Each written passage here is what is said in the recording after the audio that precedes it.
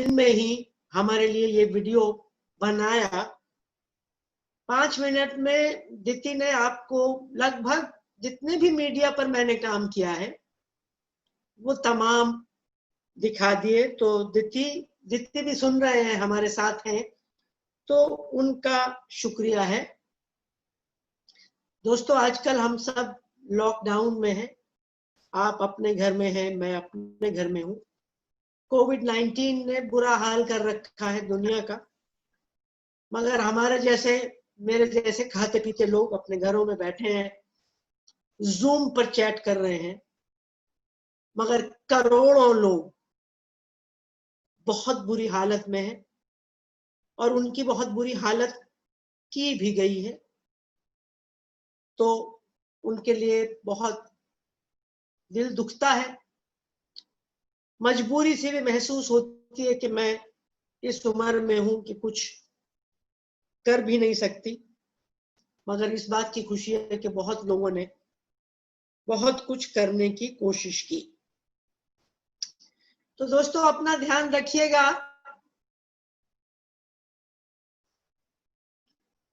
अपना ध्यान रखिएगा, हिफाजत से रहिएगा। तो एका भोपाल को मुबारक है इस कोर्स को चलाने की, और इसके तमाम पार्टिसिपेंट्स को भी मुबारक है कि आप इनके प्रोग्राम में शामिल हुए। आजाद बोल, आजाद शब्द जरा ध्यान से इस्तेमाल करना होता है। कुछ लोग आजादी का मतलब सिर्फ आजादी समझ लेते हैं, उसमें से जिम्मेदारी निकाल लेते हैं। और मेरे ख्याल से दुनिया में सबसे बड़ी मुसीबत यही है कि कुछ लोग इतने आजाद हैं कि उनकी जिंदगी से जिम्मेदारी गायब हो जाती है और जो मर्जी आती है करती है। तो मेरा यही है कि आजाद के साथ ब्रैकेट में आजाद और जिम्मेदार बोल जरूर लिख लीजिएगा।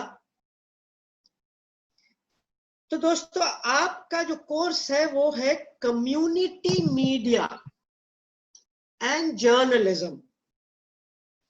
अब मीडिया शब्द का जरूर बताया होगा आपके गुरुओं ने, आपके उस्तादों ने, कि मीडिया क्या होता है। मीडिया एक शब्द है, मीडियम, कम्युनिकेशन मीडियम, उसका प्लूरल है और कुछ नहीं है। संचार के माध्यम का माध्यम नहीं, मीडिया प्लूरल है। तो संचार के माध्यम पर आपका कोर्स हो रहा है, लेकिन संचार के कैसे माध्यम? आपके कोर्स का नाम है कम्युनिटी मीडिया। तो मैं सोच रही थी कि ये कम्युनिटी मीडिया को मैं कैसे समझूं। तो मेरे दिमाग में 6 पॉइंट्स आए। नंबर 1 पॉइंट आया, कम्युनिटी की तरफ से कम्युनिटी की बात रखना।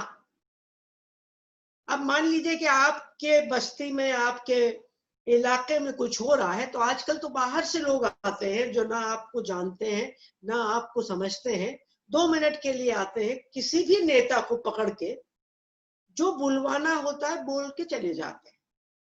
मेरे हिसाब से कम्युनिटी मीडिया वो होगा या वो होना चाहिए जिसमें अंदर के लोग, जो अंदर की बात जानते हैं, वो अंदर की बात अंदर वालों की तरफ से बाहर ले जाते हैं। ये मेरा नंबर 1 पॉइंट मुझे समझ में आया।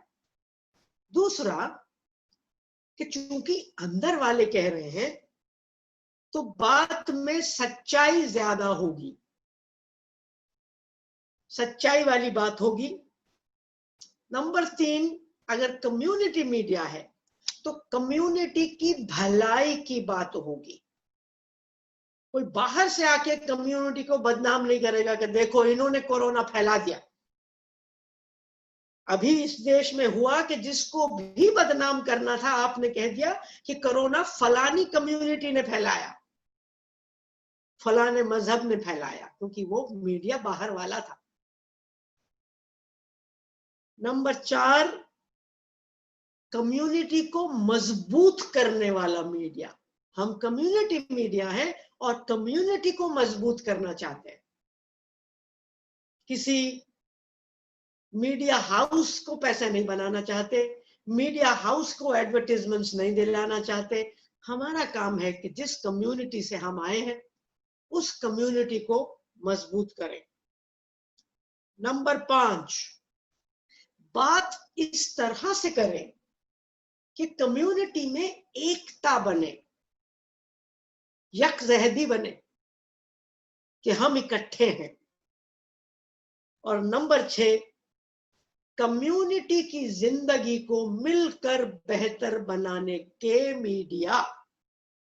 तो आप जरा सोच लीजिए अगले दिनों में कि ये 6 चीजें मेरे हिसाब से कम्युनिटी मीडिया को करनी है। तो आप मीडिया क्या होता है उसको सीखें, कम से कम ये 6 प्रिंसिपल्स हैं, उन पर जरूर बात करें। तो दोस्तों, मैंने सुना है आप जवान हैं, हालांकि आपके दो उस्ताद आपको बार बार बच्चे कहते हैं और मैं उनको टोकती हूं। मैं कहती हूं कि 18 साल के बच्चे नहीं होते, तो उनका बच्चाकरण मत करो, इन्फेंटिलाइज मत करो। आप सब हिंदुस्तान के नागरिक हैं, आप सब वोट कर सकते हैं। तो मैं आपसे बच्चों वाली गैर जिम्मेदार चीजें एक्सपेक्ट नहीं करती। मैं आपसे इंडिपेंडेंट सिटीजन, आजाद नागरिक वाली बातों की जिम्मेदारी, बातों वाला जोश एक्सपेक्ट करती हूं। तो मैं आपको बच्चा कहकर आपको बेइज्जत बिल्कुल नहीं करने वाली। तो आप लोग अपने प्रौढ़ जीवन की शुरुआत कर रहे हैं। आप लोग शायद सोच रहे हैं कि अब मैं बड़ा हो गई हूं, अब मैं क्या करूंगी जिंदगी में। तो जो 17 लोग कोर्स कर रहे हैं, औरतें भी और मर्द भी, मैं आपको लड़की लड़का भी नहीं कहूंगी, क्योंकि मेरे हिसाब से 14 साल के बाद कोई लड़की लड़का नहीं होता, सब औरत और मर्द होते हैं। तो आपने तय कर लिया है कि आप कुछ करना चाहते हैं, वरना इस कोर्स में टाइम पास करने के लिए तो शायद ना आते। पहली बात तो इस बात की मुबारक है, और खास तौर से खवातीन को, औरतों को मुबारक है कि आपने तय किया है कि आप भी कुछ करेंगी अपने लिए और समाज के लिए। तो दोस्तों, मैं सोच रही थी अब आप अपनी जिंदगी शुरू कर रहे हैं तो काम ढूंढ रहे हैं, तो मैंने सोचा कि अगर हम अपनी जिंदगी में वो काम करें जो काम हमें दिल से पसंद है, तो जिंदगी की चमक जबरदस्त हो जाती। अगर मैं सिर्फ पेट पालने के लिए कोई काम करूं, मगर उस काम से मुझे नफरत है, मैं वो काम बिल्कुल नहीं करना चाहता, तो जिंदगी के 8, 9, 10 घंटे मेरे हिसाब से बर्बाद हो गए। और अगर मैं वो काम करूं जो मुझे मजा आता है, जोश आता है, तो मैं नौकरी पर जाने के लिए रोज सुबह बस जल्दी से जल्दी पहुंच जाऊं और वो काम करूं जो मुझे पसंद है, जो मेरे दिल की बात है। तो यानी अगर मेरा काम मेरी हॉबी बन जाए और मेरी हॉबी के लिए कोई मुझे तनख्वाह देता रहे, तो इससे बड़ी कोई बात नहीं है। तो मेरा दूसरा सवाल आपसे है कि इस काम की, अगर आप ये काम करेंगे, इस काम से आपका रिश्ता क्या दिली रिश्ता है कि पेट का रिश्ता है? अगर दिली रिश्ता नहीं है तो मैं आपसे कहूंगी कि देखो, कुछ और काम ढूंढ लो जिससे दिली रिश्ता बन सके। सिर्फ पेट के रिश्ते के लिए अपनी जिंदगी खत्म मत करना। अगर मेरे पास ज्यादा वक्त होता तो मैं कहानियां सुनाती आपको उन लोगों की जिन्होंने पेट के रिश्ते के लिए अपनी जिंदगियां तबाह कर ली, लेकिन टाइम नहीं है। तो दोस्तों, मैं किस्मत वाली रही कि मैंने हमेशा वो काम किया जो मुझे दिल से पसंद था। तो फैज अहमद फैज का एक शेर है, उनका शेर तो न जाने क्या है, मगर मैंने जो उसको आज के लिए बनाया वो ये है कि भाई हम तो काम को इश्क समझते हैं, काम को इश्क समझते हैं और काम में इश्क से काम लेते हैं। यानी जिससे भी काम करते हैं, जिसके साथ भी काम करते हैं, उससे मोहब्बत करते हैं, अपने काम से मोहब्बत करते हैं। तो अगर आपका काम के साथ, अपने प्रोफेशन के साथ, अपनी लाइवलीहुड के साथ एक मोहब्बत का रिश्ता बन जाए तो आपसे खुशकिस्मत कोई नहीं होगा, और जिनके साथ आप काम करेंगे वो भी आपसे निहायत खुश होंगे। मुझे सीमा ने और सजना ने बोला कि मैं आपको बताऊं कि मैंने मीडिया का इस्तेमाल कैसे किया, संचार माध्यम का अपनी जिंदगी में कैसे इस्तेमाल किया। तो दोस्तों, मैं 24 बरस की थी जब मैंने काम शुरू किया, नौकरी शुरू की 1970 में। आज हो गए 2020 हो गई, यानी 50 बरस हो गए जब मैंने काम शुरू किया था। जब काम शुरू किया था तो आपके जैसे काले बाल थे, जवानी थी। जवानी तो अभी भी है, मगर बाल पता नहीं कैसे सफेद हो गए हैं। तो मैंने किस काम को चुना अपने लिए? मैंने चुना काम कि जो लोग आर्थिक, सामाजिक रूप से पीछे धकेले गए हैं, उनके साथ मुझे काम करना है। अब इस शब्द पे जरा ध्यान दीजिए और मैं इस पर 1 या 2 मिनट बोलूंगी। जो लोग पीछे धकेले गए हैं, अभी सजना ने एक शब्द का इस्तेमाल किया, वंचित लोग। मैं वंचित नहीं कह रही, कुछ लोग कहते हैं पिछड़ी जाति के, पिछड़े वर्ग के। ये वंचित, पिछड़े कहने से ऐसा लगता है कि जैसे पता नहीं किस्मत ने, भगवान ने उनको वंचित बना दिया, भगवान ने उनको पिछड़ा बना दिया। मैं ये मानती हूं कि भगवान ने उनको पिछड़ा नहीं बनाया, वो अपनी किसी बेवकूफी की वजह से पिछड़े नहीं है, समाज ने उन्हें पीछे धकेला है। जैसे शब्द है दलित। दलित शब्द अब आया, उसके पहले उनको या तो शूद्र कहते थे और या कहते थे हरिजन। लेकिन दलितों ने कहा कि ये शब्द राजनीतिक नहीं है, पॉलिटिकल नहीं है, इसमें सच्ची बात सामने नहीं आती। सच्ची बात है दलित, जिनको धकेला गया है, जिनको दला गया है, कूटा गया है और कूटा जाता है, जिसकी वजह से वो कभी भी तरक्की नहीं कर सकते, आगे नहीं आ सकते। अगर आपकी सोच ये है तो फिर आपको सोचना पड़ेगा कि दलने वाले कौन है, कौन सा सिस्टम है जिसके अंदर उनके साथ ये सुलूक होता है, ये व्यवहार होता है।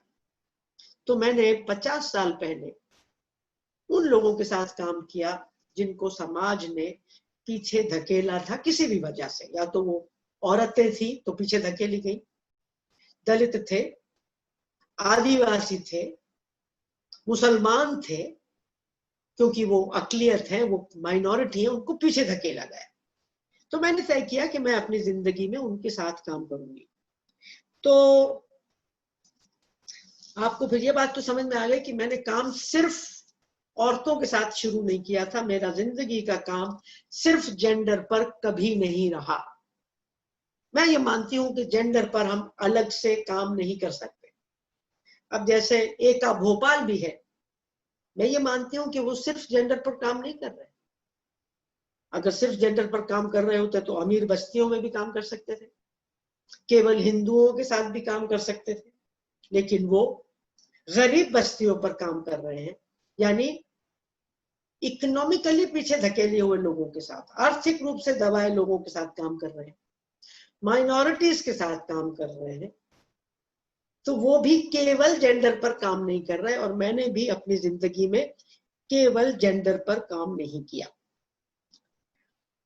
तो दोस्तों, जब मैं ये काम करने लगी तो मुझे काम करना था, और काम करने के लिए मुझे कुछ कहना था, इसलिए मुझे मीडिया की जरूरत पड़ी। तो आपसे फिर मेरा एक सवाल है, आपको मीडिया की क्या जरूरत है? कुछ करना है तो पहले तो मुझे ये जवाब देना होगा। अगर मैं आपके साथ होती भोपाल में, तो मैं सामने बैठ के पूछती कि करना क्या चाहते हो, सोच लिया है पक्का कि क्या करना चाहते हो? दूसरा सवाल पूछती कि कहना क्या चाहते हो। भाई, मीडिया की जरूरत तब है जब दिल के अंदर कुछ कहने को हो। वो दिल के अंदर तो कुछ कहने को नहीं है, पर मैं मीडिया सीख रहा हूं, मीडिया सीख रही हूं, यानी भाड़े के टट्टू बनोगे। मीडिया सीख लोगे और जो ज्यादा पैसे देगा उसके लिए जाके बकोगे। तो जैसे आजकल मीडिया चल रहा है, तो मीडिया ट्रेनिंग ले ली है, मेरे पास अपना तो कुछ बोलने को है नहीं, मेरा अपना जिंदगी में कोई मकसद नहीं है, जो पैसा देगा उसके लिए बोल लेंगे। कोई लाएगा 50,000 देगा, बोले दंगे करवा दो, करवा देंगे। कोई आके बोलेगा कि देखो मेरी शराब की दुकान है, मेरी शराब बिकवा दो, हाँ हाँ विज्ञापन बना देंगे, बहुत बढ़िया विज्ञापन बनाती हूं मैं बनवा दूंगी।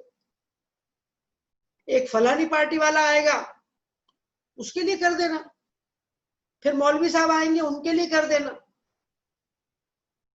तो दोस्तों, जब मीडिया सिर्फ पैसा कमाने का मकसद हो जाए तो बहुत बड़ा खतरा है। इसीलिए मुझे लगता है कि एका वाले कम्युनिटी मीडिया की बात कर रहे हैं। तो मैं ये चाहती हूं कि आप लोग सब अपने दिल से पूछें कि मैं अपनी जिंदगी में क्या करना चाहता हूं, उसके लिए मैं क्या कहना चाहता हूं, और फिर आप शुरू करें। मैंने तो ऐसे ही शुरू किया था, मेरे पास मुझे कुछ करना था, उस करने के लिए मुझे कुछ कहना था, उसके लिए मुझे संचार माध्यम चाहिए थे। अब मैं आपको वापस ले जाती हूँ 50 साल पहले, 1970 में। मैं छोटे से एक एनजीओ में काम करती थी। मुझे क्या कहना था? मुझे कहना था कि जो पीछे धकेले गए हैं उनकी तरक्की होनी चाहिए, उनका शोषण कम होना चाहिए। तो मुझे सबसे पहले तो उस कम्युनिटी को कुछ कहना था जिनके लिए मैं काम करना चाहती थी, क्योंकि मैं तो उस कम्युनिटी की नहीं थी। आप तो अंदर से हैं, मैं तो बाहर से थी। मैं पंजाबी हूं, राजस्थान में काम कर रही थी। तो सबसे पहली मेरी बात मुझे अपनी कम्युनिटी, उस कम्युनिटी के साथ करनी थी, उसको समझना था और उनको समझाना था कि मैं वाकई उनके साथ हूं, बाहर की हूं, मगर उनका दर्द समझना चाहती हूँ, उनसे सीखना चाहती हूँ। वो मेरे गुरु हैं, मैं बाहर से उनका गुरु बन के नहीं गई थी। और मैं हर सोशल वर्कर को कहती हूँ कि प्लीज अगर गुरु बन के जाना है तो किसी स्कूल में चले जाओ, एनजीओ मत बनना। बस्ती वालों के आप गुरु नहीं बन सकते, आपको पहले उनका शागिर्द बनना पड़ेगा और फिर उनका पार्टनर बनना पड़ेगा। आपके पास जो है उनके पास नहीं है, उनके पास जो है आपके पास नहीं है। तो कम्युनिटी का जो काम है, कम्युनिटी का जो मीडिया है, वो एक पार्टनरशिप का मीडिया है, पार्टनर है। तो मुझे कम्युनिटी के साथ बात करनी थी। कम्युनिटी 1970 में जहां मैं काम करती थी, वहां महिलाओं की लिटरेसी, साक्षरता दर 10% भी नहीं थी, वो पढ़ी लिखी नहीं थी। और मर्द भी कोई 20 या 30% आदिवासी, दलित, छोटे किसान साक्षर थे, अधिकतर पढ़ लिख नहीं सकते थे। तो मैं किताबें लिख के उनसे बात नहीं कर सकती। और 1970 में अभी अभी टेलीविजन शुरू हुआ था, 5-6 साल पहले, केवल दूरदर्शन था, ये मोबाइल फोन, स्मार्टफोन कुछ नहीं थे, और ये आपका टिकटॉक तो बिल्कुल ही नहीं था। तो मेरे जैसी 24 साल की औरत को कुछ ऐसा मीडिया बनाना था, सस्ता हो, मेरे हाथ में हो, कि मैं डिसाइड कर सकूं, लिखने पढ़ने पर डिपेंडेंट ना हो, यानी या तो सुनाई देने वाला हो या दिखाई देने वाला हो। क्यों? क्योंकि जिनसे मुझे बात करनी थी वो किताबें नहीं पढ़ सकते थे। तो सबसे पहला मीडियम, संचार माध्यम जिसका मैंने इस्तेमाल किया, वो थे गीत। मैंने गाने लिखे, राजस्थानी भाषा में गाने लिखे, लोगों के साथ मिलके उनसे सीखे और उनके साथ मिलके गाए। तो मेरा पहला मीडिया कैसा था?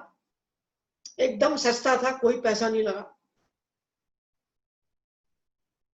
सहभागिता वाला था, उनसे सीखा और लिखा, मिलकर करने वाला था। गाना ऐसी चीज है जो मिलके गाना पड़ता है, और वो ऐसा था जिसमें दिल की बात भी आ जाए और दिमाग की बात भी आ जाए। अंग्रेजी में कहूं तो इमोशन और विचार दोनों मिल जाए। Emotion emotion emotion emotion emotion, भावनाएं, जज्बात। जहां जज्बात और ख्यालात मिलते हैं वहां ताकत आती है, सिर्फ दिमागी बात से ताकत नहीं आती। तो दोस्तों, गाने लिखे, और जब बहुत से गाने हो गए 5-10 साल बाद, तो उनके कैसेट बनाए और कैसेट्स लोगों तक पहुंचाए। जब कैसेट वाली टेक्नोलॉजी बदल गई तो उन कैसेट्स को सीडी पर डाला। तो देखिए, हम जो करते हैं वो सिर्फ हम पर निर्भर नहीं होता, कौन सी टेक्नोलॉजी है उस पर निर्भर होता है। आज तो आप टिकटॉक की बात करेंगे, स्मार्टफोन की बात करें, मगर मेरे जमाने में तो वो सब नहीं था। उसके बाद जो मैंने इस्तेमाल किया वो था नुक्कड़ नाटक। नुक्कड़ नाटक एक जबरदस्त संचार का माध्यम है जो 5 मिनट में लोगों को इकट्ठा करके बातचीत कर सकता है, संवाद कर सकता है, गाने गा सकता है, नाच के अपनी बात कह सकता है। तो नुक्कड़ नाटक भी गानों के जैसे ऑडियो विजुअल है, दिखता भी है, सुनाई भी देता है, मिलकर होता है, ओपन में हो सकता है, सस्ता हो सकता है। तो हमने पहले तो खुद ही शुरू कर दिया नाटक करना। फिर हमें पता लगा कि भाई थोड़ा सीखना चाहिए किसी से, क्योंकि हमें तो नाटक वाटक बनाना आता नहीं था, हम तो ऐसे ही कूद गए। तो फिर नाटक वालों को पकड़ा जो हमारे जैसी सोच रखते थे, तो उन्होंने हमें बेहतर नुक्कड़ नाटक करने सिखाए। कविताएं लिखी तो क्या क्या हो गया, गाने हो गए, कविता हो गई, नुक्कड़ नाटक हो गए, तो 3 कम्युनिटी मीडिया हो गए। उसके बाद मैंने पोस्टर बनाने शुरू किए। पैसा नहीं था कि प्रेस में जाके पोस्टर छपवाते। तो एक दोस्त थी हमारी बहुत मशहूर, वो स्क्रीन प्रिंटिंग से पोस्टर बनाती थी। उस जमाने में इमरजेंसी लगाई थी सरकार ने, इमरजेंसी के खिलाफ वो काम करते थे और उनको पोस्टर बनाने थे। तो हाथ से आप एक दिन में 50, 60, 70 पोस्टर बना सकते थे स्क्रीन प्रिंटिंग से। हम लोगों ने स्क्रीन प्रिंटिंग सीखी और पोस्टर बनाने चालू किए। उसके लिए थोड़ी बहुत ड्राइंग आनी चाहिए थी और स्क्रीन प्रिंटिंग। तो पोस्टर हमारा नेक्स्ट मीडियम था। और सस्ता मीडियम विजुअल मीडियम था बैनर। ये विजुअल मीडियम है, बोलते नहीं है, बैनर। तो शुरू शुरू में तो वही बैनर जैसे पॉलिटिकल पार्टी बनाती है, सफेद कपड़े पर काले से लिख दो। अगर कम्युनिस्ट हो तो लाल कपड़े पर काले से लिख दो, इसके अलावा कुछ नहीं था।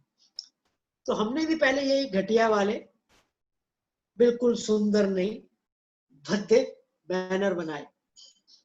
उसके बाद धीरे धीरे मुझे एक मेरी दोस्त मिली, उनका नाम था बिंदिया थापड़। उनको मैंने कहा, यार बिंदिया तुम तो डिजाइनर हो, कुछ बढ़िया डिजाइनर बैनर बनाते हैं लोग, डिजाइनर पतलूने पहन रहे हैं, तो अपन डिजाइनर बैनर बनाए। तो बिंदिया ने मेरे साथ मिलके, मैं नारा बनाती थी, बिंदिया डिजाइनर बैनर बनाती थी। तो रंगीन कपड़ों पर रंगीन लिखावट से हमने डिजाइनर बैनर बनाना शुरू किया। फिर दोस्तों किताबें भी लिखी, जैसे जैसे तब कुछ कहने को बढ़ता गया, मगर मेरी सारी किताबें छोटी किताबें हैं, ऐसी किताबें हैं जिसको 8वीं 7वीं पास लोग पढ़ सकते हैं, सिंपल है। और सिंपल होने का एक और कारण ये भी है कि मैं भी खुद भी ज्यादा पढ़ी लिखी नहीं हूं। मैंने एमए किया है, मगर वो रटने वाला एमए किया है।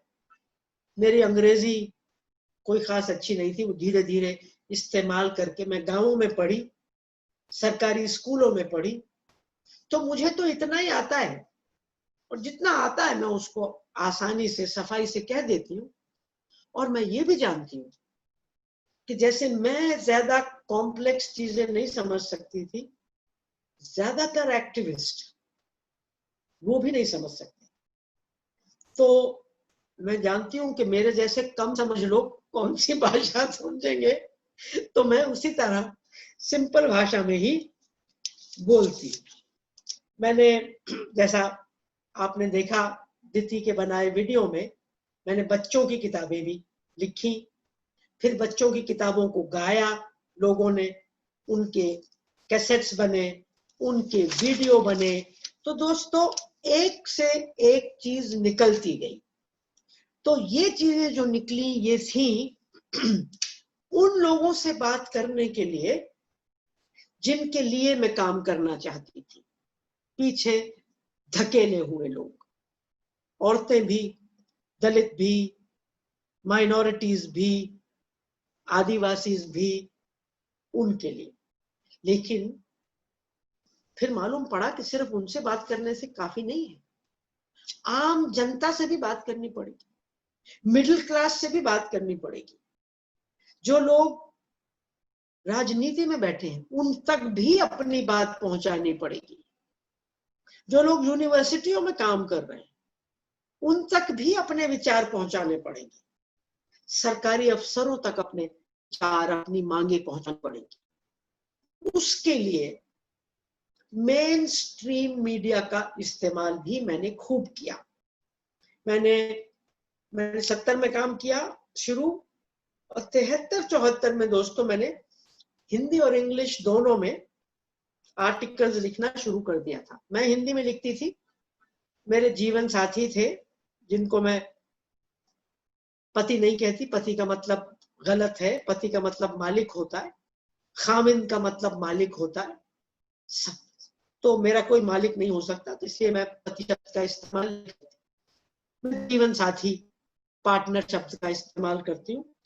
तो मेरे साथी अमीर थे, तो वो भाई मेरी हिंदी को अंग्रेजी में कर देते थे, तो हम दोनों मिलके हिंदी अंग्रेजी में आर्टिकल लिखते थे, और छपने लगे आर्टिकल हिंदी में अंग्रेजी में।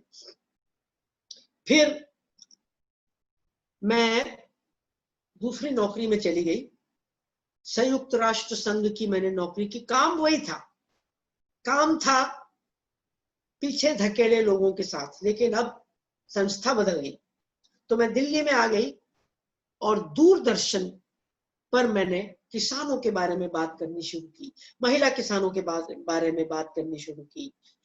अब तजुर्बा भी हो गया था 10-12 साल का।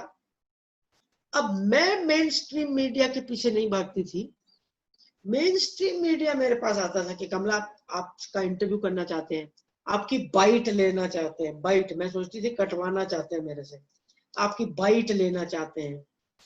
और दूरदर्शन वाले कहते थे कि आप प्लीज हमारे यहाँ आ जाइए। तो अब ये दो तरफा होने लगा। अब वो मुझे कहने लगे कि प्लीज आप अपनी बात हमें बताइए। इसी तरह हमने फिल्में बनाई अपने काम के बारे में। तो एक तो हमने 1 घंटे की फिल्म बनाई, एक कनेडियन कंपनी ने आके बनाई थी। और ये मालूम कब बनाई थी? 1984 में, 36 साल पहले। 1 घंटे की फिल्म थी जो बहुत से देशों की यूनिवर्सिटियों में दिखाई जाती थी कि देखिए हिंदुस्तान में महिला आंदोलन कैसे चल रहा है। उसके बाद हमने बहुत सारी वीडियो फिल्में बनाई। फिर सत्यमेव जयते में मुझे 2 बार बुलाया गया अपनी बात करने का।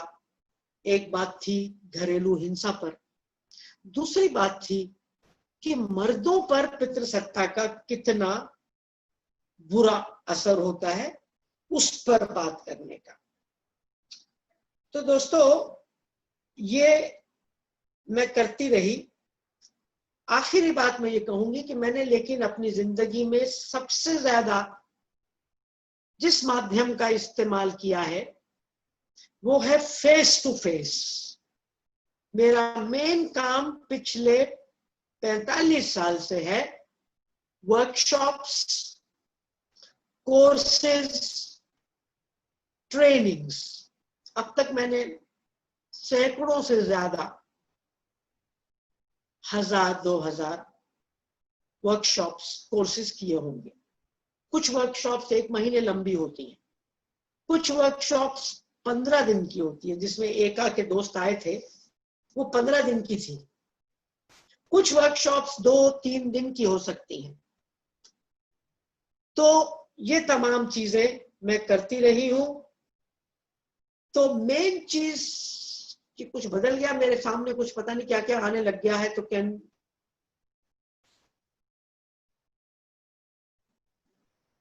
Sajna, are you doing something to me? I'm going all over the place. I'm not doing anything. I will sort it out.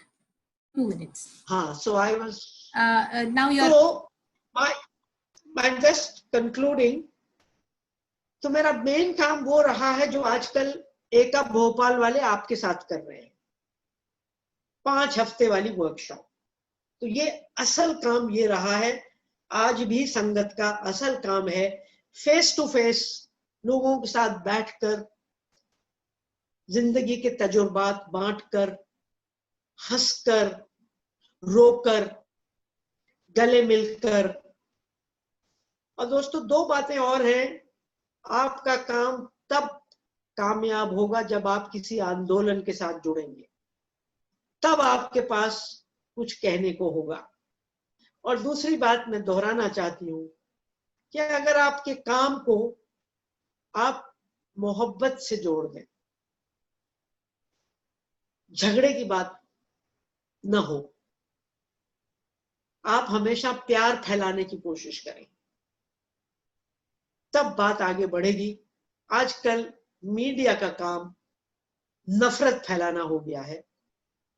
तो नफरत से दूर रहकर, और हमारा जो काम है संगत में, हमारा मेन काम है लोगों में प्यार फैलाना, लोगों के अंदर दोस्तियां करना। तो मैं आपके पास भी दोस्ती करने आई हूं, आपके साथ पार्टनरशिप करने आई हूं। थैंक यू वेरी मच कि आपने मुझे सुना। और अब मैं बात अपनी बंद करती हूं और सजना को सौंपती हूं। मैं अपना वीडियो भी ऑन करती हूँ। यस, थैंक यू कमला जी, बहुत ही इंफॉर्मेटिव था। आपने ब्रीफली आपका इतना एक्सपेंस ऑफ वर्क, जो इतने सालों 50 सालों का जो वर्क है, आपने बहुत ही निचोड़ कर बताया है। कुछ सवाल हम लोग लेंगे। इससे पहले मैं आपका कोर विषय जो रहा है हमेशा कम्युनिकेट करने का, आप उस पे कुछ एग्जाम्पल के तौर पे दे सकते हैं? इन द सेंस जिस तरह से वो 2 हफ्ते का संगत का कोर्स रहा है, उसको लेकर आप कुछ बताएंगे डिटेल में?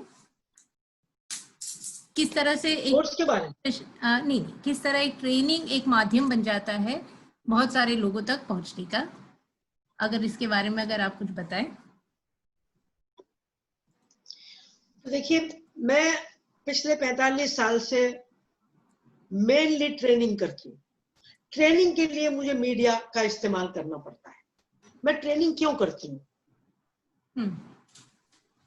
ट्रेनिंग में इसलिए करती हूँ कि मैं ये समझती हूँ कि सबसे ज्यादा इम्पोर्टेंट, महत्वपूर्ण है इंसानों को बदलना। अगर इंसान की सोच बदल गई, इंसान बदल गए, तो बदलाव आ सकता है, तो कम्युनिटीज आगे बढ़ सकती है। मेरी मकसद ये है कि तू खुद को बदल, तू खुद को बदल, तभी तो जमाना बदलेगा। और तू खुद को, कुछ लोग उंगली दिखा के दूसरों को कहते हैं तू खुद को बदल। ये गाना हम लोगों ने लिखा था, मैंने नहीं लिखा, इंडिया और पाकिस्तान की खवातीन ने ये लिखा था 1986 में, 1986 में। बांग्लादेश में हमारा एक कोर्स चल रहा था, तो तू खुद को बदल, तू खुद को बदल, तभी तो जमाना बदलेगा, यानी तू खुद को बदल। तो मैं ये समझती हूँ कि हमारा काम इंसानों को बदलना है। आज भी संगत में हम मेनली वर्कशॉप्स और ट्रेनिंग्स करते हैं। इसलिए जब एका ने कहा कि मैं आज आपके साथ जुड़ूं, इसीलिए मैं आई हूँ। तो एका जिस ट्रेनिंग में आए थे ये लोग, वो 15 दिन की थी और वो रेजिडेंशियल होती है। हम एक जगह मिलकर रहते हैं। तो ये लोग हिमाचल आए थे हमारे पास गर्मियों में, और इनको हमने बुलाया था इंडिया के अलग अलग राज्यों से जहां हिंदी उर्दू बोली जाती है, और अलग अलग संस्थाओं से 35-40 लोगों को बुलाते हैं, औरतें भी मर्द भी। और पिछले 4-5 सालों से हम ट्रांसजेंडर्स को भी बुलाते हैं, ट्रांस विमेन, ट्रांस मेन। तो ये 40 लोग अगर 35 संस्थाओं से आएंगे तो 35 संस्थाओं की आपस में दोस्ती हो जाएगी, उनकी नेटवर्किंग हो जाएगी। तो एका वाले जागोरी हिमाचल को जानेंगे, एका वाले राजस्थान के फलां ग्रुप को जानेंगे। तो सबसे पहले उनके बीच नेटवर्किंग हो गई। कोई मीडिया पर काम कर रहा है, कोई माइनॉरिटीज के साथ काम कर रहा है, वो सारी समझ एक दूसरे से साझा कर ली। और फिर दूसरी बात, हमारी ट्रेनिंग्स सिर्फ दिमाग की ट्रेनिंग नहीं होती, दिल से शुरू होती है। जब ये लोग आए थे, इनको पूछना बताएंगे तो कैसे इनका स्वागत हुआ था। हर एक पार्टिसिपेंट को गले लगाकर और एक दुपट्टा पहनाकर स्वागत किया था। और ये सब हैरान थे कि आज तक किसी रिसोर्स पर्सन ने, ट्रेनर ने, मतलब सबसे पहला काम किया कि एक एक को 40 लोगों को गले लगाया, एक एक करके उनको एक बैग दिया जिसमें किताबात थी, उनको दुपट्टा पहनाया, एक दिया दिया और गले लगाया और कहा 15 दिन हमारे साथ रहोगे, अच्छे से रहना, प्यार से रहना। दूसरे दिन से सुबह योगा हुआ आधे लोगों का, आधे लोगों ने हमारा एक छोटा सा वेजिटेबल गार्डन है वहां पर काम किया। तो जिस्म, दिमाग और दिल, तीनों की हम ट्रेनिंग करते हैं। और वहां सबसे पहले हमने 4 दिन तक मैं करती हूँ कुछ को समझना, कुछ शब्दों को समझना और जिंदगी को समझना। ये औरत और मर्द के बीच में जो फर्क है, ये क्या बात है, ये क्यों है कि औरत को हम मार सकते हैं, उसको पराया धन कह सकते हैं, उसको सड़क पे हम छेड़ सकते हैं। तो छेड़ने वाले ऐसा क्यों करते हैं? उनके अंदर क्या भावना है, क्या हो गया उनको? तो हम उस पर बात करते हैं कि पितृसत्ता क्या है। ये जेंडर जेंडर आप लोग करते फिरते हैं, इस वक्त मेरे लिए भी आप कह रहे हो जेंडर, है क्या जेंडर, उस पर बात करते हैं और शब्द पर बात नहीं करते। जेंडर मेरी जिंदगी में क्या है, अगर मैं लड़का हूं तो क्या है जेंडर मेरे लिए, और अगर मैं लड़की हूं, औरत हूं, तो मेरे लिए जेंडर क्या है, उस पर बात करते हैं, यहाँ नारीवाद मैं पर बात इंटरजेक्ट करते करूंगी हैं। कमला वसीम जी, यहाँ मैं इंटरजेक्ट करूंगी। यही जो है कि आपने हमको 4 दिन, ओवर 4 दिन एक फाउंडेशन और एक अंडरस्टैंडिंग दिया एक एंटायर सब्जेक्ट को लेकर, और उसको अलग अलग कैपिटलिज्म से, पॉलिटिकल सिस्टम से, औरत के सिचुएशन से, और ये पूरा intersection of caste and community and religion, इसको इस बैकग्राउंड में, इस पार्श्वभूमि में आपने ये सिचुएशन को रखा। ये 4 दिन लगे इस पूरे सेशन को कंप्लीट करने के लिए। आजकल जब हम लोग मीडिया में रिपोर्टिंग देखते हैं तो ये बहुत इम्पोर्टेंट है कि जो रिपोर्टर हो वो इस इश्यूज को इस तरह से देखे कि उसको एक इंटरसेक्शन के पॉइंट ऑफ व्यू से देखे, कि अगर जो जो इश्यूज वो कवर करते हैं वो एक सब्जेक्ट को समझकर, वो इश्यूज को समझकर रिपोर्ट करें। In the sense, for example, अगर वो जेंडर इशू पे बात कर रहे हैं तो वो खुद भी तो अपना समझ बनाए, ना कि वो अपने प्रिविलेजेस और बायसेस को लेके आए अपने रिपोर्टिंग में। ये हम लोग एक कोशिश कर, तो मीडिया पर्सन्स का training on so many issues. So, what is the question? What do you want me to say? The question is that how important do you feel that कितना important आपको लगता है कि, is it clear? Is my sound clear? I mean, अरे important क्या लगता है यार? I mean, clear है कि आप औरत की बात कर रहे हैं और आप पितृसत्ता को नहीं जानते, और हकीकत यही है कोई भी नहीं जानता कि जेंडर क्या है। लोग जेंडर जेंडर जेंडर मुंह में लेके ऐसे घूमते हैं। आप पूछ लीजिए किसी को क्या है, कुछ मालूम है जेंडर क्या है? तो जेंडर का नहीं मालूम, किसी चीज का नहीं मालूम। आप तो मीडिया की ट्रेनिंग करके आ जाते हैं। अगर आप अपर कास्ट के हैं तो लोअर का, सो कॉल्ड लोअर कास्ट को क्या जानते हैं? अगर आप हिंदू हैं तो मुसलमान की दर्द को पहचानते हैं कि नहीं पहचानते? और कौन से मीडिया स्कूल में इन चीजों की ट्रेनिंग होती है? तमाम मीडिया स्कूल में आपको लिखना सिखाते हैं। क्या लिखोगे, किस दृष्टिकोण से लिखोगे? दृष्टिकोण, पर्सपेक्टिव, नजरिया क्या होगा लिखने का? हिंदू नजरिए से लिखोगे कि इंसान के नजरिए से लिखोगे? मर्द के नजरिए से लिखोगे कि इंसान के नजरिए से लिखोगे? मैं औरत हूं तो क्या मैं सिर्फ औरत के नजरिए से लिख दूंगी, या मर्द को भी समझते हुए एक इंसान के नजरिए से लिखूंगी? तो मैं ये मानती हूं, और इसी से मैंने बात शुरू की आज, जरूरी ये नहीं है कि आपको मीडिया की समझ हो, वो तो बहुत आसान है। जरूरी है कि आपको जिंदगी की समझ हो। पितृसत्ता क्या है, जातिवाद क्या है, 3000 साल से दलित क्यों दले जा रहे हैं, मेजॉरिटी माइनॉरिटी की राजनीति क्या है, बहुसंख्यक और अल्पसंख्यक की क्या राजनीति है, पॉलिटिक्स की राजनीति क्या है। मतलब मैं समझती हूँ कि असल पढ़ाई तो वो होनी चाहिए, और इनके बीच में संबंध क्या है। अब जैसे मैं औरत हूं और साहिबा खान है जो मेरे सामने है, वो भी औरत है, मगर मैं हिंदू औरत हूं और वो हिंदुस्तान में मुस्लिम औरत है। तो जो परेशानी साहिबा सहती है वो कमला नहीं सहती, सजना नहीं सहती, सीमा नहीं सहती।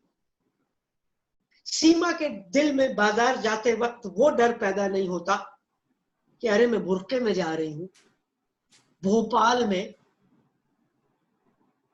मेरे साथ क्या होगा, मेरे घर को आग तो नहीं लगा दी जाएगी क्योंकि मैं, या मुझे पकड़ के ये तो नहीं कहा जाएगा कि बोल, फलाना बोल, ढिकाना बोल। अगर मैं औरत हूं और एक दलित औरत है जो आज कोविड-19 में, जिसकी उसकी नौकरी थी वो खत्म हो गई, उसके पास अस्पताल जाने को पैसा नहीं है, उसके बच्चे भूखे हैं, तो सिर्फ औरत होने से वो दलित औरत और मैं एक नहीं हो जाते। तो इसी को कहते हैं कि केवल औरत की बात हम नहीं कर सकते, उसके साथ साथ हमें बात करनी है कि वो औरत अमीर है कि गरीब है, दलित है कि ब्राह्मण है, हिंदू है कि मुसलमान है, ट्रांसजेंडर है कि वो जिसको नॉर्मल कहते हैं लोग, वो वाली है।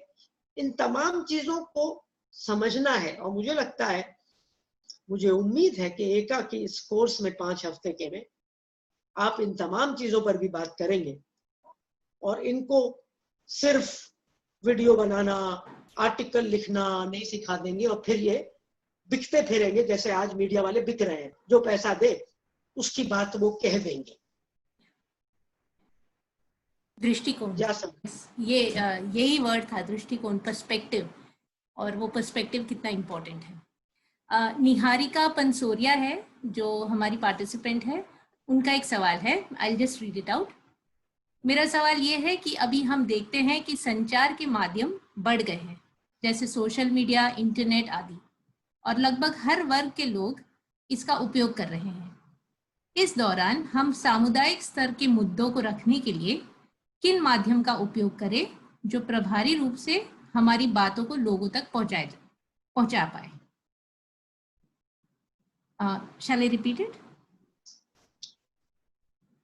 No, it's fine. अच्छा, ना पहले तो मुझे बताइए कि हमारे पास कितना समय है और करीब कितने प्रश्न हैं आपके, मैं उसी हिसाब से, क्योंकि प्रश्न का उत्तर मैं आधे मिनट में भी दे सकती हूँ, 3 मिनट में भी दे सकती हूँ। हमारे पास टाइम 7:15, 7:30 तक एक्सटेंड किया जा सकता है, और कुछ और सवाल आ रहे हैं।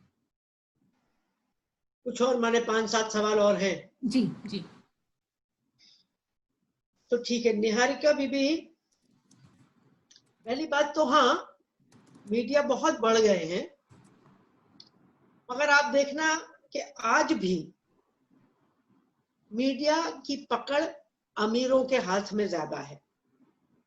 जब तक गरीब के हाथ में 2G आता है, तब तक अमीर के पास 5G पहुंच गया होता है।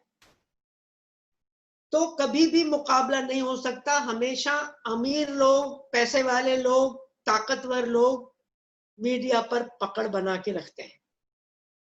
और ये भी थोड़ा ध्यान दीजिए, जितनी टीवी चैनल्स हैं उनके मालिक कौन है? गरीब लोग के अमीर लोग?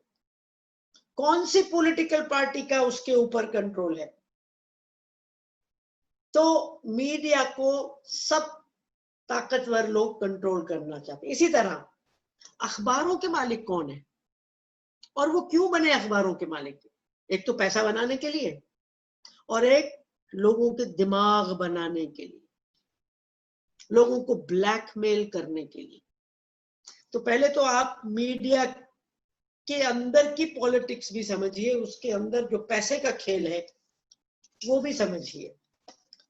और निहारिका, हमारे जैसे, तुम्हारे जैसे लोगों के पास क्या चॉइस है कि हम डिसाइड करें कि हम कौन सा मीडिया इस्तेमाल करेंगे? मेरा कहना है बहना, जो मीडिया पकड़ में आ जाए उसका इस्तेमाल कर लो, क्योंकि तुम्हारे मेरे पास कोई ज्यादा मीडियम है नहीं कि कोई हमारे पीछे आएगा कि लीजिए ये मीडिया इस्तेमाल कर लीजिए।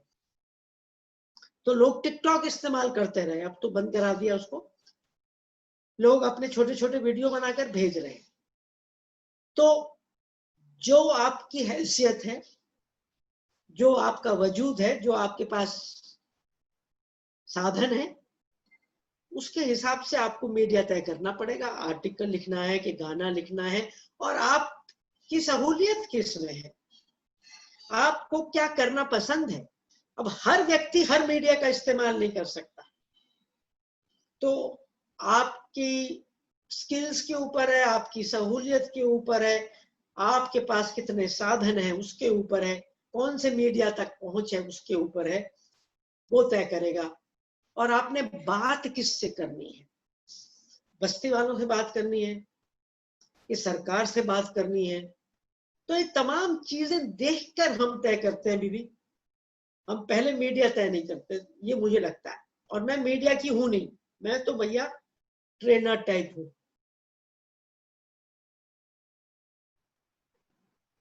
जी सजना।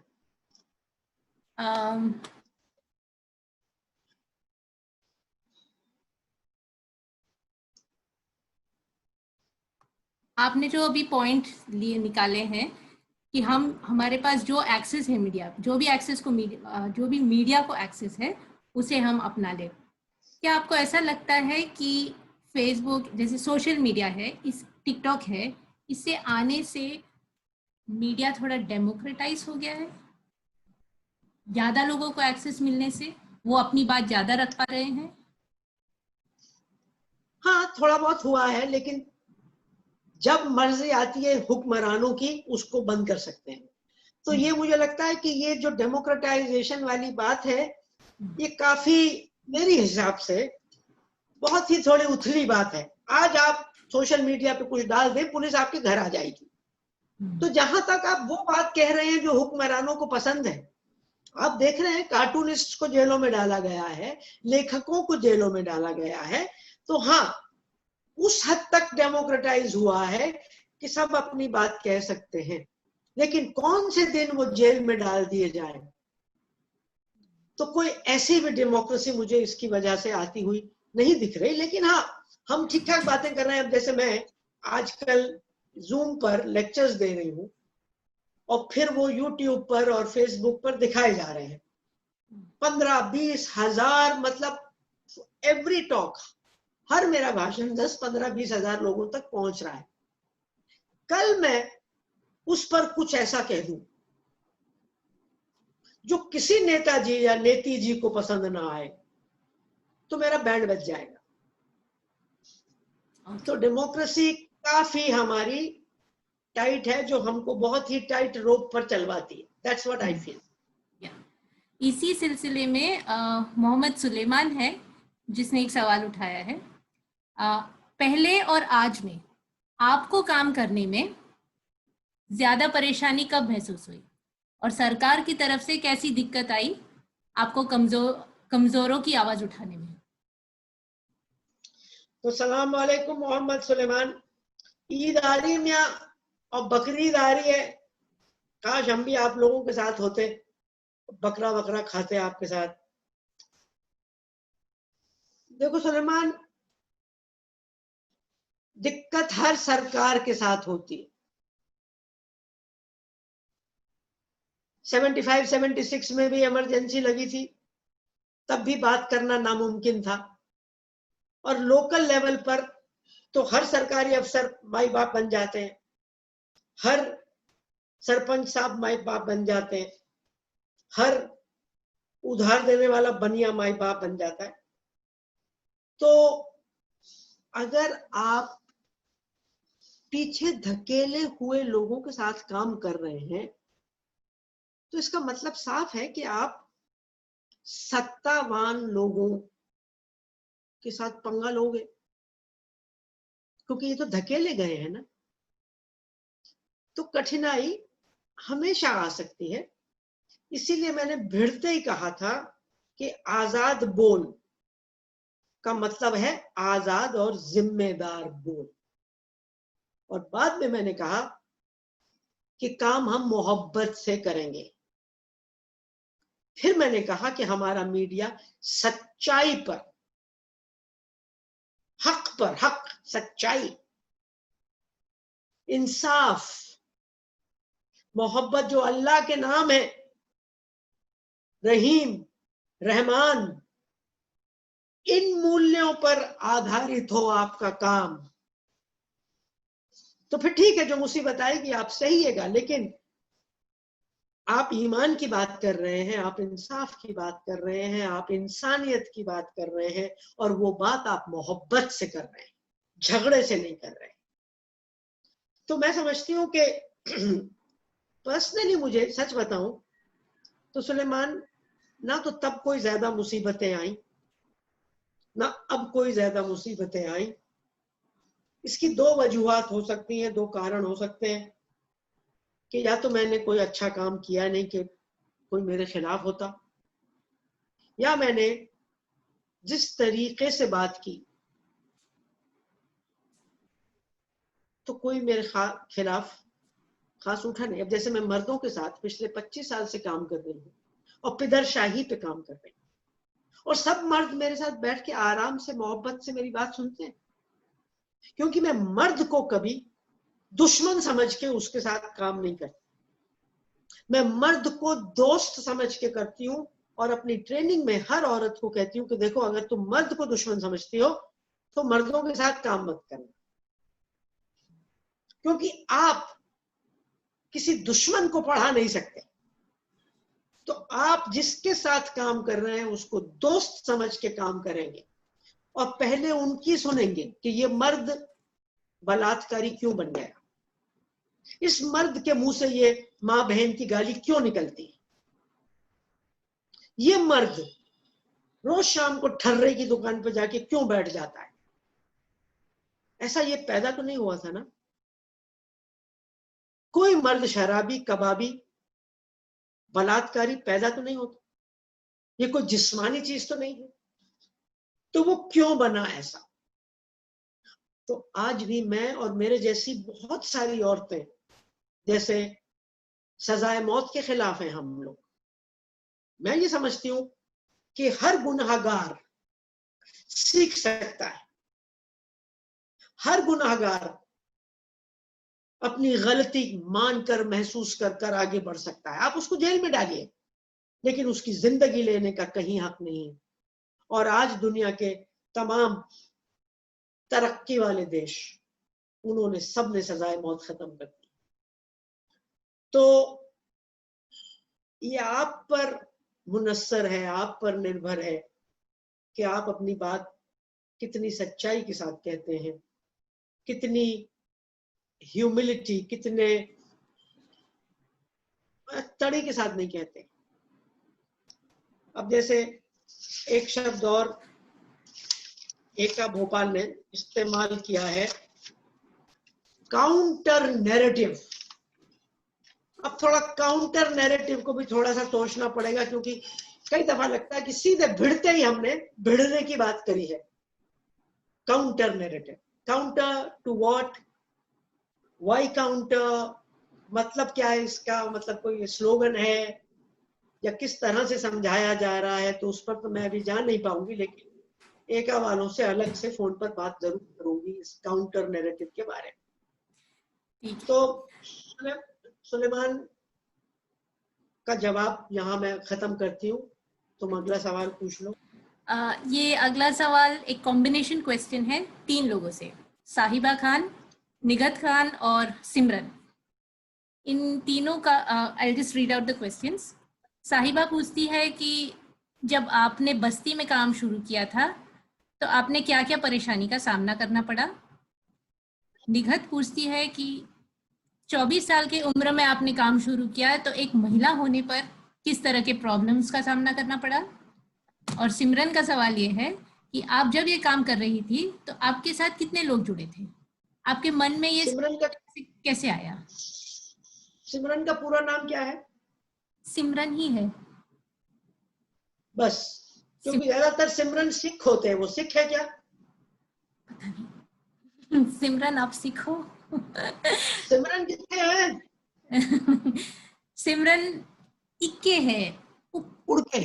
अच्छा, पंजाबी तो साहिबा और निगत ओके पंजाबी है? नहीं मालूम। नहीं, और सिमरन बोल यार, अब तू। सिमरन आदिवासी है। आदिवासी, बड़ा आदिवासी नाम है सिमरन। ज्यादातर सिख नाम होता है। मैं उसे ओके, अनम्यूट करूं? नहीं ठीक है, अब now I am going. Okay. तो दोस्तों, सबसे पहला सवाल है कि मुझे इस काम में कितने लोग मेरे साथ थे। तो मैं अकेली काम करने नहीं गई थी। मैंने जो दूसरा मेरा काम था, पहला मेरा काम जर्मनी में था। मैं वहां पढ़ने गई थी और फिर मैंने 1 साल वहां नौकरी की। लेक्चरर थी मैं, और विकास कर्मियों को लेक्चर करती थी। और 9 महीने बाद मैं रिजाइन करके वहां से वापस चली आई। मैंने कहा मैं अपने देश में जाके काम करूंगी। तो जर्मनी की नौकरी छोड़ के मैं राजस्थान के गांवों में काम करने आ गई और मैंने एक संस्था ज्वाइन की और उस संस्था में मैं पहली खातून थी, पहली औरत थी। उस संस्था का नाम था सेवा मंदिर। तो मेरे साथ शायद 10, 15, 20 और लोग थे, तो मैं अकेली नहीं थी। उन्होंने पैसा वैसा थोड़ा बहुत इस काम के लिए किया हुआ था। अच्छा, मुझे आप जरा सा वक्त दें तो मैं कुछ मांग के आ जाती हूँ। एक सेकेंड। बिल्कुल बिल्कुल, नो प्रॉब्लम। शारदा, शारदा, एक कप चाय जल्दी से।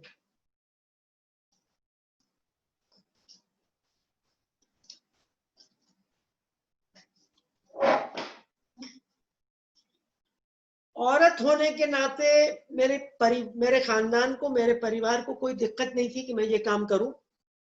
शायद वो ये चाहते थे कि लड़की को पढ़ाया है, जर्मनी में नौकरी करके आई है, इतने पैसे वाली नौकरी छोड़ के आ गई, यहाँ 250 रुपए पे काम करने लगी। मगर उन्होंने कभी मुझे रोका नहीं। उन्होंने कहा कि अगर तुम्हारी दिली ख्वाहिश यही है तो तुम करो। और जैसा मैंने कहा, मुझे हमेशा से ये लगा कि मैंने वो किया है जो मेरे दिल को पसंद था। मैंने पैसे के लिए काम नहीं किया। दिल खुश है, दोस्त हैं, तो भूखे तो नहीं मरेंगे। तो और मैं ऐसी औरत थी जो अपने आप को ज्यादा औरताना नहीं समझती थी। आज भी जैसे आपने देखा, मेरे बाल छोटे हैं। मैंने खूबसूरत लगने के लिए पिछले 20-25 साल से कभी अपने बालों को रंगा नहीं है। कोई ज्यादा जेवर वेवर, कान मेरे छिदे भी नहीं है।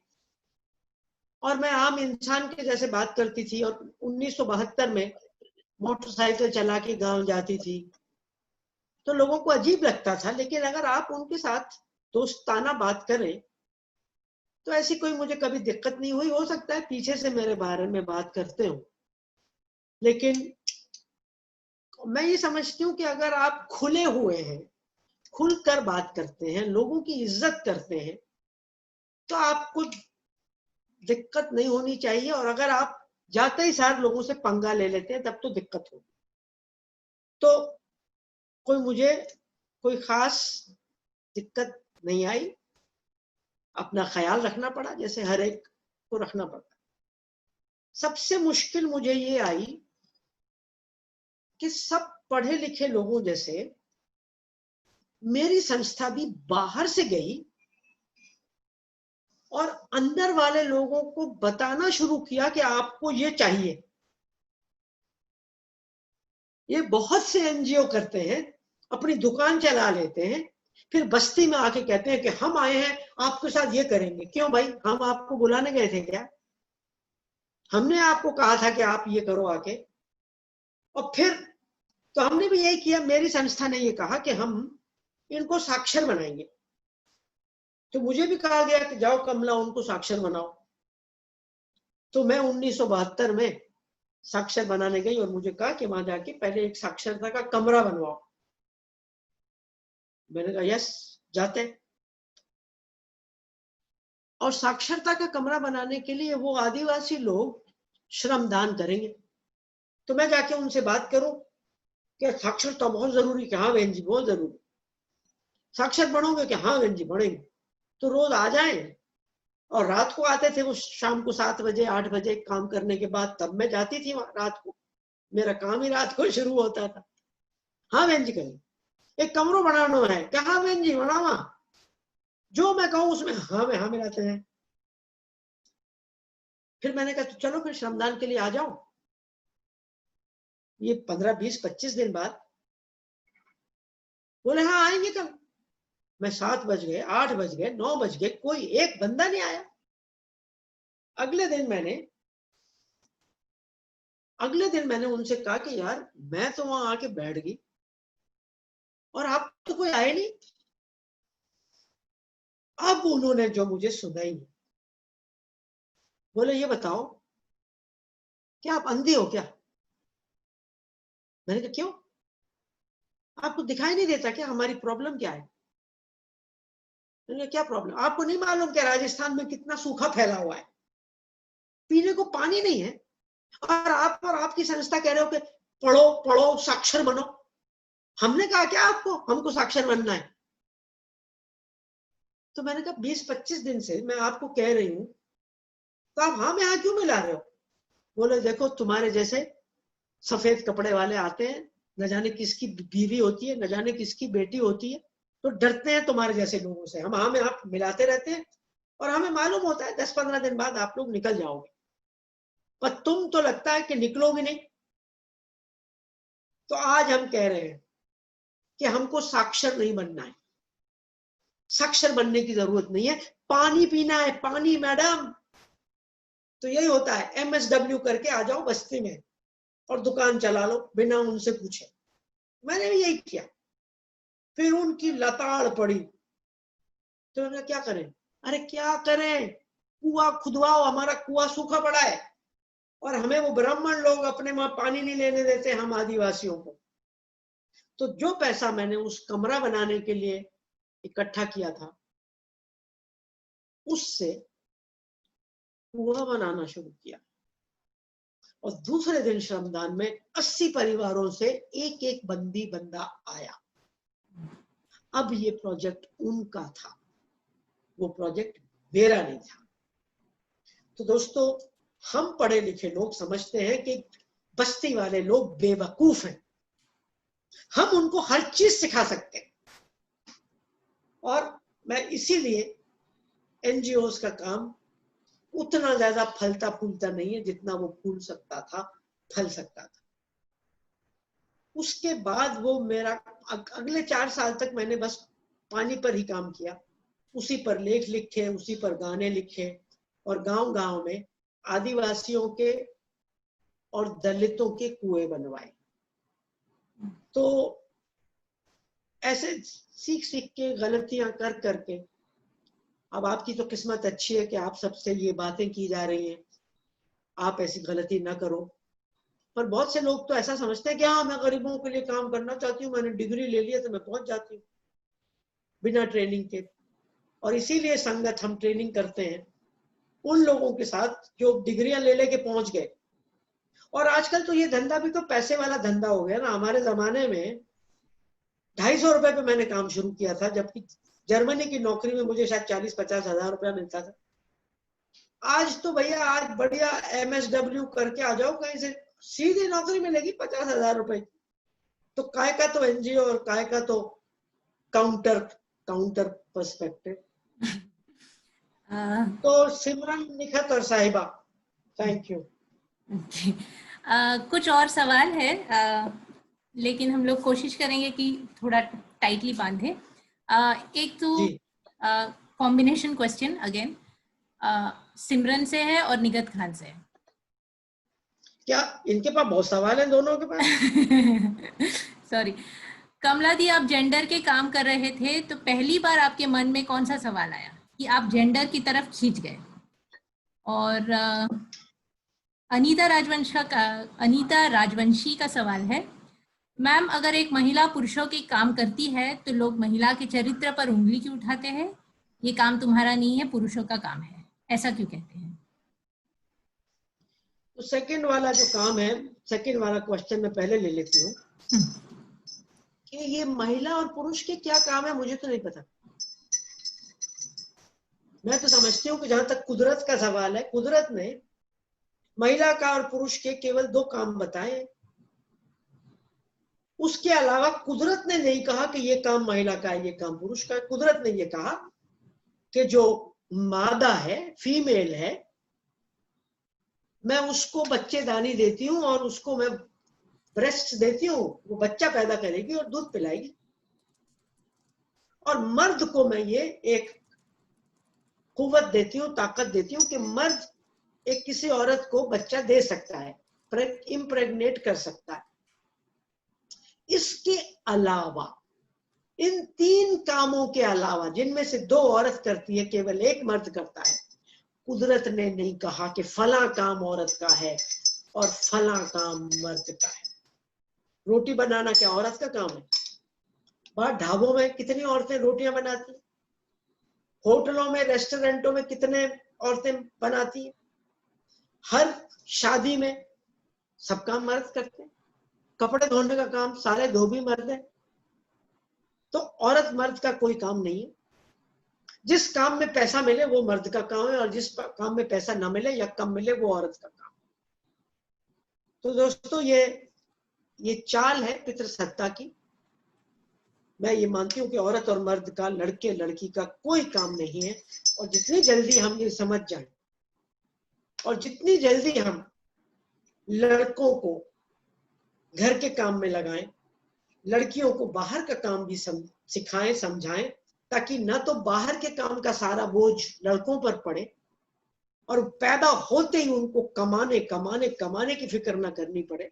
वो कहे कि भाई बहन भी तो कमा सकती है, मेरे क्यों पीछे पड़े हो, मेरी जान क्यों खा रहे हो, कमाएगा कमाएगा, वो भी कमा सकती है। और बहन भी कहे मेरे पीछे क्यों पड़े हो, रोटी पकाओ, वो भी पका सकता है, खाता है 4-4 5-5 तो पका सकता है। और मुझे लगता है कि दोस्तों ये जो काम का बंटवारा है, ये सबसे बड़ी चाल है पितृसत्ता की। पैसे वाले काम, ज्यादा तनख्वाह वाले काम, ज्यादा ताकत वाले काम मर्दों के, सेवा वाले काम, फोकटी काम, सुबह से रात तक न खत्म होने वाले काम औरतों के। तो आप तो सिमरन और निखत इस बकवास को छोड़ दो और लोगों से कहो कि भैया हम नहीं जानते कि औरत का काम कौन सा है, मर्द का काम कौन सा है। तो ये है। और दूसरा सवाल तो मैं भूल गई, सॉरी सजना, वापिस आओ। आती हूँ। दूसरा सवाल जो है वो निगत का है और भारती तुर्कर का है, और इन सब का यही सवाल है कि आप इस डायरेक्शन में जेंडर के इस मुद्दे पे आए कैसे।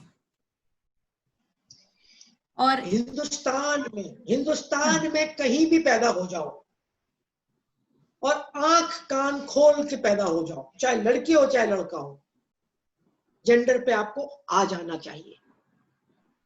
आपको कमला भसीन का लेक्चर सुनने की जरूरत नहीं है जेंडर समझने के लिए, ना लड़के को ना लड़की को। दिल खुला होना चाहिए, आंखें और कान खुले होने चाहिए, जेंडर समझ में आ जाए।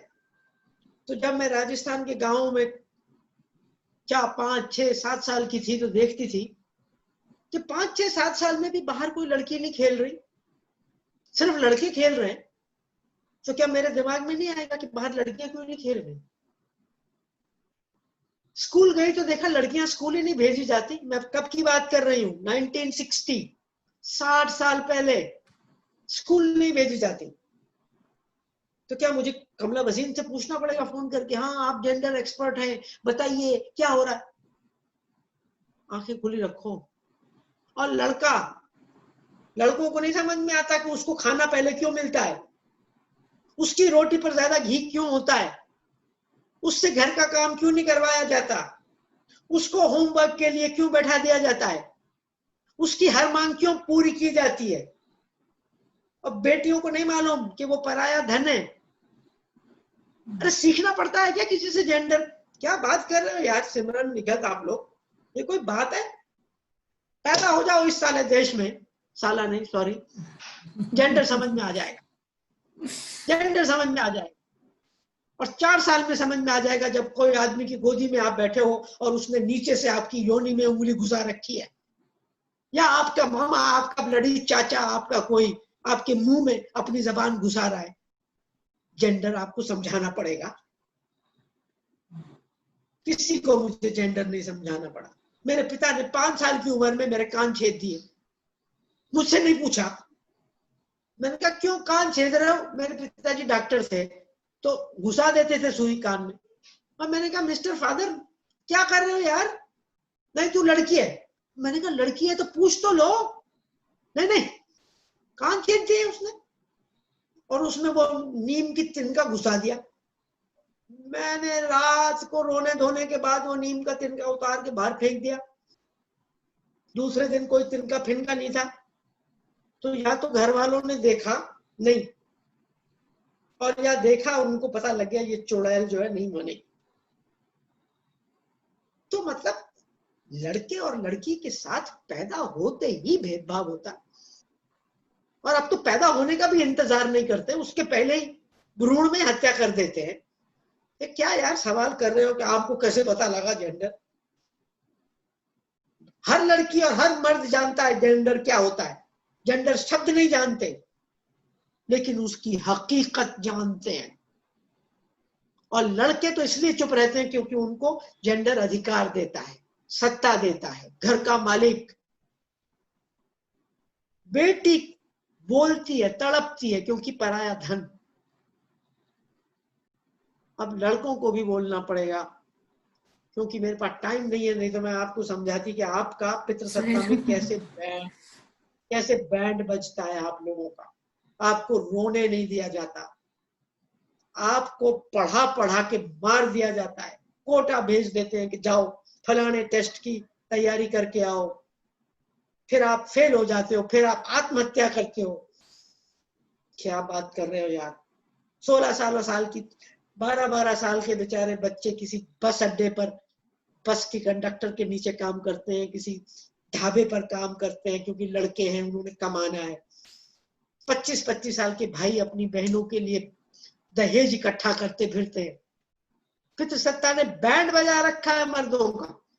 आपको बलात्कारी बना देते हैं, शराबी बना देते हैं, कबाबी बना देते हैं, दंगाई बना देते हैं। और आप लॉर्ड साहब समझ रहे हो, ओहो बदतमीज फिल्म देखूंगा, जेल जाएगा बेटे, दबंग फिल्म देखूंगा, मार खाएगा।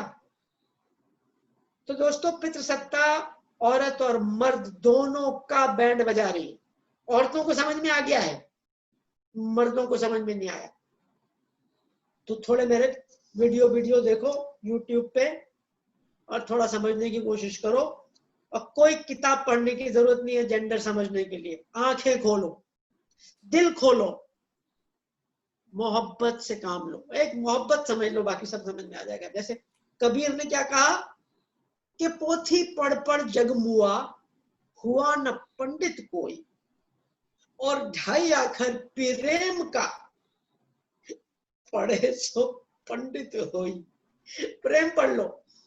और भाइयों, आप लोग थोड़ा ज्यादा प्रेम पढ़ो। आप लोगों ने नफरत फैला रखी है, हर बस्ती में आप लोग नफरत फैलाते हो।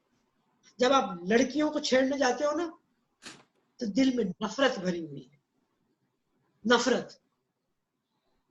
और आज कोई लड़की नफरत वाले लड़के के नजदीक नहीं आना चाहती। तो कवारे मर जाओगे। सुन लो मेरी बात।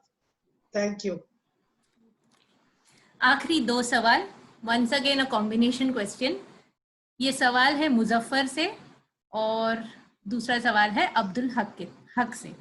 ये आखिरी 2 क्वेश्चंस ले रहे पार्टिसिपेंट्स हम लोग, और इसके बाद we will try and wrap it up. Muzaffar का सवाल ये है, मेन स्ट्रीम मीडिया रोज नफरत फैलाने की कोशिश कर रही है, कभी कभी हिंदू मुस्लिम, कभी दलित, कभी आदिवासी।